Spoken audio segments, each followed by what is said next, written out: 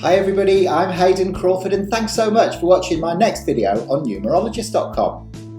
As a wellness intuitive and soul purpose expert, I'm absolutely passionate about all different forms of vibrational remedies, and the reason being is they help you to rediscover your true soul purpose and get right back on track.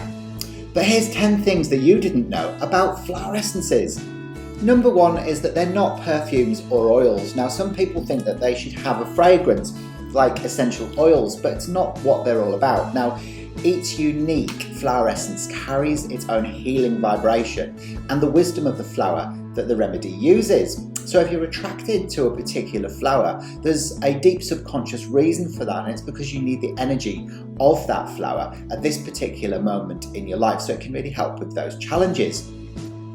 Number 2 is that they're an ancient healing practice. The Aborigines used flower essences some 50,000 years ago to not only heal themselves, their tribe, but the earth as well. Now, the ancient Egyptians also used flower essences, and they were used during times of pagan ritual. You might also have heard of Dr. Edward Bach. Well, he introduced Bach flower essences back in the 1930s, and these are used in pretty much the same way as the Australian bush flowers too. Number 3 is that they're used globally. Now, the Australian bush flowers are known to be the most psychically clear of all the flower essences, and that's because Australia is such an ancient civilization and the flowers have grown in relative isolation compared to the rest of the world. Each flower deals with a different mental, emotional or physical ailment, so they're really powerful and very, very potent. What you find is that people living in Australia tend to resonate a lot more with the Australian bush flower essences, whereas people in Europe tend to go for the Bach flower essences. Number 4 is that the flower is the most evolved part of the plant, and that's why we use that within the tincture. The flowers are infused with purified water, leaving an imprint on the remedy. We then preserve it with either brandy or vegetable glycerin, but some people use vinegar as well. Number 5 is that it's environmentally sustained. Now, flower essence therapy is one of the most environmentally friendly industries in the world because nothing is either harvested or destroyed in the process. In Australia, it's illegal to pick wild flowers in the public parks or on the road verges. And if you want to use flowers within the remedies, then it's really important to ask not only the nature spirits, but also the elders of the land that you're trying to find flowers on. Number 6 is that they are a non-invasive healing modality. Flower essences resonate with you on a very deep level, and they'll bring about profound healing and change for the better for you. Flower essences will bring subconscious fears to the surface so that they can be released through the realms of the heart, and they'll improve your self-awareness, self-love, self-esteem and self-confidence. They'll work on areas such as guilt, grief, anger and resentment, and help clear pathways for new and positive beliefs and behaviours as you move forward into your life with a lot more ease and grace. Number 7 is that they're extremely safe and supportive. Flower essences work on theories of vibration, so will target core issues.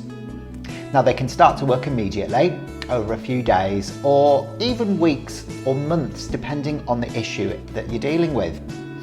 Children as young as 6 months old can use them, they're completely safe for them, and also pets love them too. Now, although they don't necessarily work on the physical conditions of heart disease or cancer, they will start looking and unveiling the behavioural or belief patterns that sit behind the creation of those illnesses. So they are exceptionally powerful, and the more that you've worked on yourself prior to taking them, the better effect they seem to have. Number 8 is things can get worse before they get better, and especially if you're dealing with deep-rooted emotional trauma, which can play havoc when emotions rise to the surface to be released through the realm of your heart. I notice that a lot with my clients. They're experiencing grief, loss of a loved one. I work with the Sturt Desert Pea for things like that, and it can cause floods of tears for the first few days. Number 9 is that the flowers communicate through the Doctrine of Signatures. So to be able to fully understand what each flower is there to help you with, it's really important to translate the language of the flower. For For example, if we go back to the Sturt Desert Pea I've just mentioned, this one communicates with not only its colour, its shape, its size, its smell, but also its numerology, the number of petals that it has. The Sturt Desert Pea is there to help people release grief, and if you look at the language of the flower, you can see it's got some purple tear ducts, big tear ducts there full of tears ready to be released. The red symbolises survival, and it almost like it's got little legs running away. Help, help, oh, I need to cry.